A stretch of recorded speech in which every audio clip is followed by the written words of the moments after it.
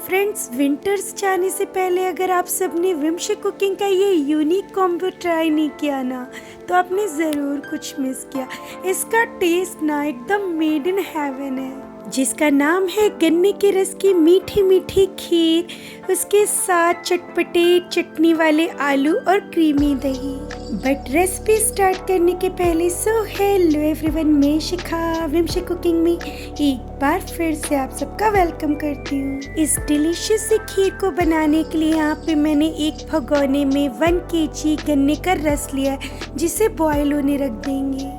इस रस में हमें चलाते हुए एक बॉयल आने देना है। आप देख सकते हो अच्छा बॉयल आ गया है। इस टाइम पे इसके ऊपर ये जो झाग जैसा आ रहा है ना, इसे किसी चमचे की मदद से हमें धीरे धीरे करके निकाल लेना है। बहुत से लोग गन्ने के रस की खीर बनाते समय झाग को अच्छे से नहीं निकालते, जिसकी वजह से खीर का टेस्ट और कलर दोनों ही खराब हो जाता है और फिर बोलते हैं कि गन्ने के रस की खीर अच्छी नहीं बनती। अगर आप चाहते हो कि आपके गन्ने की रस की खीर देखने में भी मस्त बने और खाने में बहुत डिलीशियस बने, तो इस झाग को सारा हमें निकाल देना है। पूरा झाग निकालने के बाद आप देख सकते हो रस एकदम क्लीन एंड क्लियर हो गया है। इस टाइम पे यहाँ पे हमें 3 टेबल स्पून के करीब राइस ऐड करना है, जिसे मैंने अच्छे से वॉश करके क्लीन कर लिया है। राइस की क्वांटिटी का आपको बहुत ध्यान रखना है। उसी के साथ इस बात का भी ध्यान रखना है कि चावल आपको नया वाला लेना है, तभी आपकी खीर बहुत मस्त बनेगी।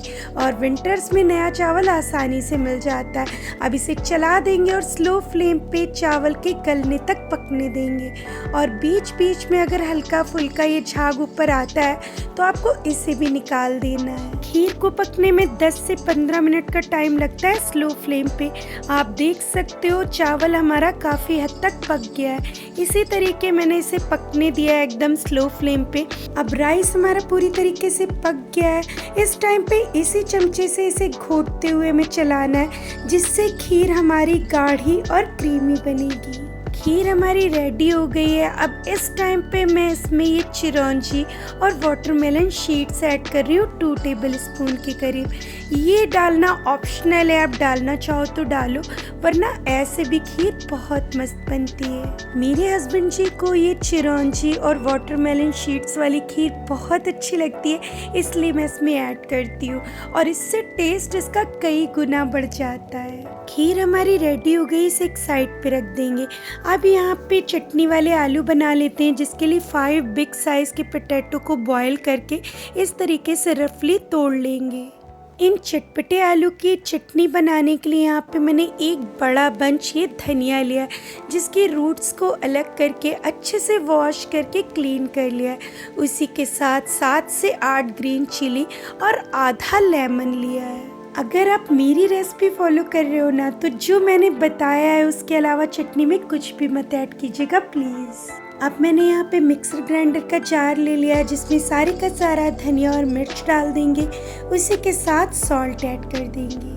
अब आपको सॉल्ट कितना डालना है, जितनी आप आलू की क्वांटिटी ले रहे हो उसी हिसाब से सॉल्ट इसी समय पे डाल देना है, आलू में नहीं डालना। लेमन जूस डाल देंगे।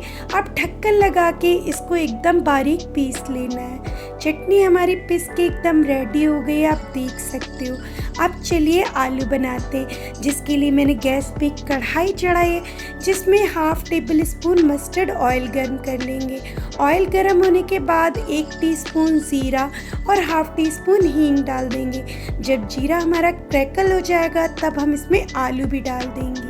अब इन आलूओं को हाई फ्लेम पे जीरा और हींग के साथ अच्छे से भूनना है, जब तक इनमें एक पिंक कलर की कोटिंग नहीं आ जाती। एक बात का आपको ध्यान रखना है कि आलू या तो आप मस्टर्ड ऑयल में बनाएं या फिर शुद्ध देसी घी में। आप देख सकते हो पिंक कलर की कोटिंग आ गई है आलू में। इस टाइम पे जो हमने धनिया की चटनी पीस के रखी थी वो यहाँ पे डाल देंगे और अच्छे से मिक्स कर लेंगे। मैं आप सबको एक बार फिर से बता रही हूँ कि जो हमने आलू के लिए चटनी बनाई ना, उसमें आप लहसुन, अदरक, जीरा कुछ भी मत ऐड कीजिएगा, वरना वो वाला टेस्ट नहीं आएगा जो मैं बता रही हूँ। थोड़ा सा क्रश ब्लैक पेपर डाल के सारी चीज़ों को अच्छे से मिक्स कर लेंगे।